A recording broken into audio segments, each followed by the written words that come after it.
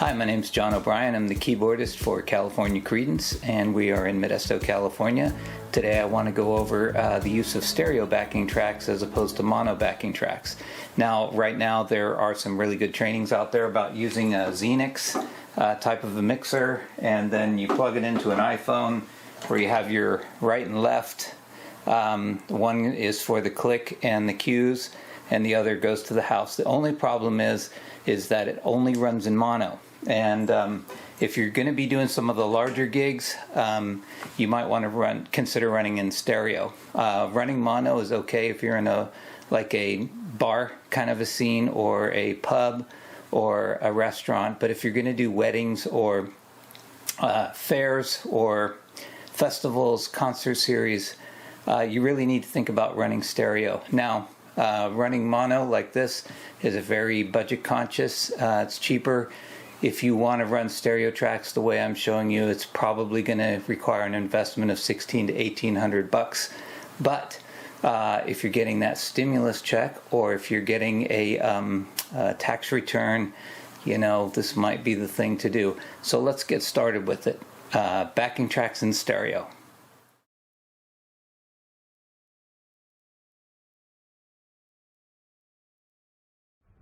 Always.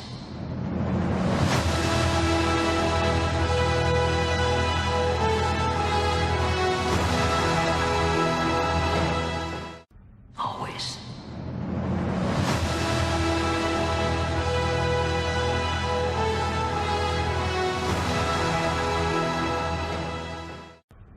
Always.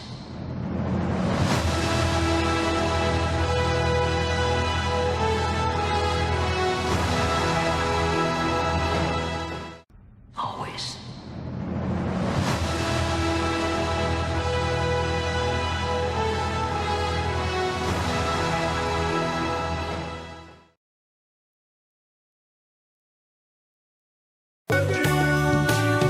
I bless the rains down in Africa. Gonna take some time to do the things we never had. So the first thing that you're going to need to have is a mixer that has some auxiliary outputs. This is the Soundcraft UI24R. And also you're going to need an iPad or a laptop and at least a 4-channel audio interface. I'm running the UMC 1820. Finally, you'll need some in-ear monitors like these P2s. So whether you're using a laptop or an iPad, you're going to want to connect to the audio interface via USB, but you'll connect one or the other, not both. This red and yellow output will be going to the mixer to send your right-left backing tracks to the house. The blue output is the bass guitar track, and the purple is for the triggers and the click. Cabling the audio interface to the mixer would be the right-left going to channels 15 and 16 on the mixer.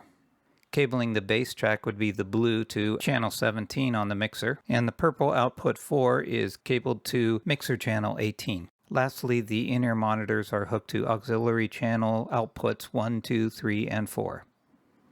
These respective channels are coinciding with these auxiliary outs. So auxiliary 1, auxiliary 2. So these are the plugged into the P2s, those personal monitors, the 1, 2, 3, and 4, and that represents these outputs. Okay, so here's the mixer view so that we can see where everything's assigned to. You'll see the click is purple, the bass track is light blue, and then the track, this is going to the house. The bass goes to the house, but we like to separate the bass out so that it's not overwhelming the backing tracks. The bass could be a track. If our bassist is not present, we might end up using a bass track instead and not have a bass player. So that comes in handy.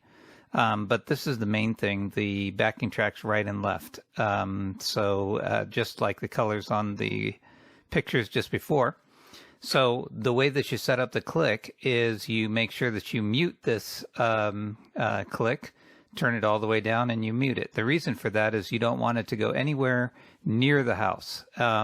However, being that it is muted, the click is, as you can see in this display, whenever we click a certain instrument, like the tracks, we have different guys that are in the band: Dan, Ed, Dave, John. That's a subwoofer and all these other types of things.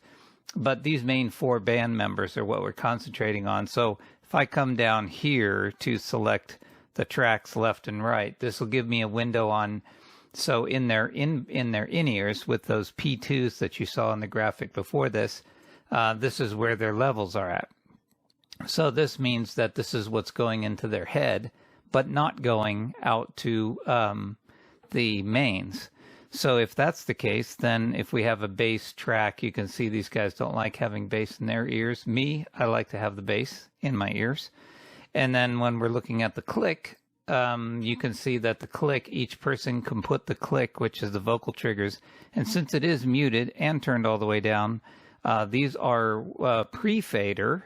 So in other words, these can just take the signal. It does not matter what goes out into the house. So whatever we do here has no effect because these are pre-fader auxiliaries, like on the front. These actually go to, on the graphic when you saw in the mixer, that go into the little P2. This is output 1. This is output 2, 3, and 4. Remember, there were a total of 8. These are 2 ones that I added on. But those were those connections that were right at the top of the mixer.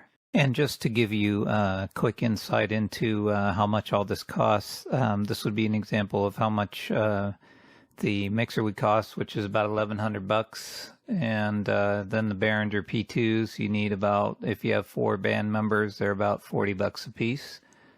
And this is the Behringer. I know people don't like the name Behringer, but as far as I'm concerned, I've used this kind of I use the one that's the 1820, UMC 1820. It's been through hell and high water, and it's been rocking and rolling and doing fine.